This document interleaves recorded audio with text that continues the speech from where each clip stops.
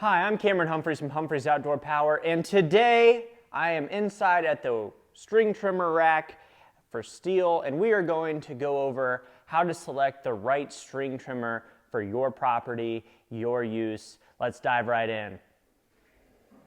So when we're looking at string trimmers, primarily people are using these to go to places where their lawnmowers cannot go on their property. So that would be like around the house, or around the swing set, pool, fences, barns, anything you've got that's sitting out.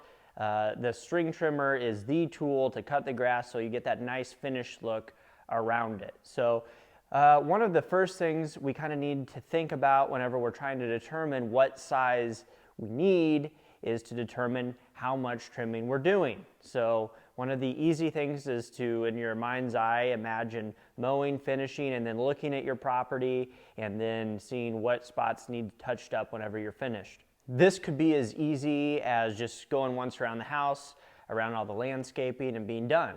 That would be more of like a residential application. Say it takes you, 15 minutes or less to do all your trimming, you're probably going to be okay with more of a residential trimmer. If it takes you 20 minutes to 40 minutes, then you're probably going to want to look at something a little bit heavier duty. And obviously if you're a commercial cutter or you've got a lot of property, farm, maybe a lot of fencing or something that you've got, you're going to want to get more up into that commercial grade. One of the other considerations you're going to want to make is, do we want to go gas or battery? So both have their perks and both have their drawbacks. So for battery, for example, it's been very popular. Stihl has some amazing battery products, but you're only going to get to have about 45 minutes per battery charge of actual string trimming time. So if we look at one of these battery guys, it is a little bit counterintuitive whenever we say you've got 30 to 40 minutes, because that's only as this thing's being held down and spinning. So if that does not include time walking around. So you really have to be cognizant of how much time pulling the trigger do I actually have. These things, right now they've got a special on their baseline residential battery unit for $179.99. So very cost-effective way to get into the market. This comes with a battery, a charger, and obviously the unit itself. And then these batteries can also fit into other things. They're quiet, you don't have to mix gas, you don't really have to lubricate anything, and they're very easy to change the string out. So some reasons to consider going battery. The main cost that you're going to get with a battery unit like this is if you need more batteries in the future, A, because you're trimming more than one charge can get you, or B, your battery just won't take a charge anymore and it's actually time to replace it. So these range anywhere from $100 to $160 on this AK system.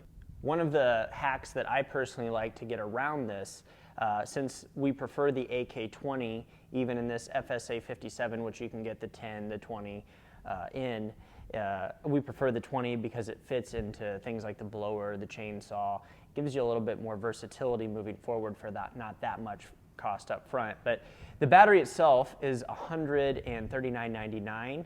But what I like to do is look and see what sales they have on other equipment where it gets you that extra battery and you get the piece of equipment. So my personal favorite to pair with this is the blower, the BGA 57, which currently right now sells for $199.99. So for $60 more, you're getting a full another unit that you can then use, and then you have 2 batteries and 2 chargers.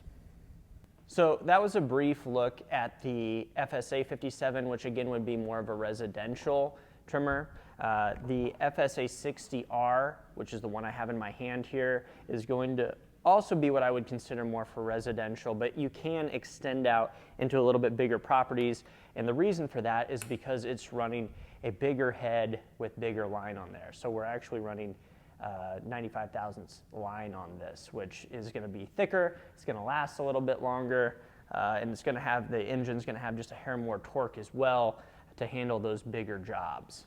Those are the 2 battery units that we sell the most of. You can get into the AP system if you're a commercial, if you have commercial application. It starts to get a little bit more expensive there. You start branching into $300 for the trimmer itself. And then you've got a battery which can run, you know, close to $200, and then you got to buy a charger as well. So it's pretty easy to start to rack up a pretty big dollar amount within the trimmer. Now, if you're dedicated to battery power, that's what you want. You don't want to have to mix gas anymore. That's great. It's a good unit. If you're just trying to get by around your property, I think it might be a benefit to you to look at some gas options, particularly if you've got a bigger property. But you can get into a little bit longer run times with those. And right now, I think that the biggest issue with them is they're a little bit on the expensive side to get into. However, I do foresee those prices coming down a little bit for the battery. The technology's getting a little bit cheaper. And Stihl's also running a lot of deals. So right now, you can get 2 batteries for the price of 1. And that deal's about to end, but I am curious and looking forward to seeing what other programs they're going to have to try to push that AP system, which again is more of a professional system, which would lend itself more to people who are trimming for, you know, an hour plus. So that commercial grade or even on a larger property. So that was a kind of a brief synopsis of maybe looking at some of the battery options. And those again are the most popular ones we sell. In that AK system, it's the FSA 57 and the FSA 60. But if you're not ready to embrace the battery and you've got, you know, again, I'm kind of looking at the time frame, how long does it take me to trim and what kind of stuff am I trimming? If I'm just going around the house, I don't have monster weeds or anything that I'm trimming, we'd still be on the residential side for the gas trimmers. So we'd start out here with the FS38, which is a curved shaft trimmer. And these are perfect for, like I said, just going around the house and just little touch-up jobs. Now it is curved shaft, so it's going to rob some of the power from you. The other thing I don't like, I'm just under 6 foot tall. With this guy, it tends to hurt my back because I have to lean down to get it flush to anything that I want for an extended period of time, and I don't like that. So if you are shorter, that is a great option. They're selling right now for $149.99, so $150 gets you a really solid trimmer. The FS40CE is basically the exact same thing, except that it has easy start and it's got a little bit better choke system on it. So an automatic choke that flips off the moment you hit the trigger, and then the easy start, you don't have to pull very hard to get it going. But again, curved shaft. So if you're shorter or you're just trying to stay within a budget, those are some options for you. One of my personal favorites is the FS56 RCE. It's currently on sale right now for $199.99. This gets us to a straight shaft unit. So 27.2 cc, it's got easy start, it's got the automatic choke feature that pops off as soon as you start it and hit the trigger. This is going to be a good one for the residential owner who has maybe a little bit more than average or is a little bit taller and wants a little bit better reach. So again, coming in just under or right at $200 for something like this, this makes for one of the better values I think that Stihl makes in their trimmer line. It's also one of the most popular ones we sell for that reason. Now, moving down, we'll get to the one that I actually own and the one that I think is probably their best unit, period. So what we've looked at so far is more of the residential stuff. So if you own a lot in town or something small, that FS56 RCE is going to be an awesome option for you, specifically if you're a little bit taller. The 38, the 40C, all three of those are going to be really good options if you're not doing very much. So if you're trimming 30 minutes or less, those things are going to be great.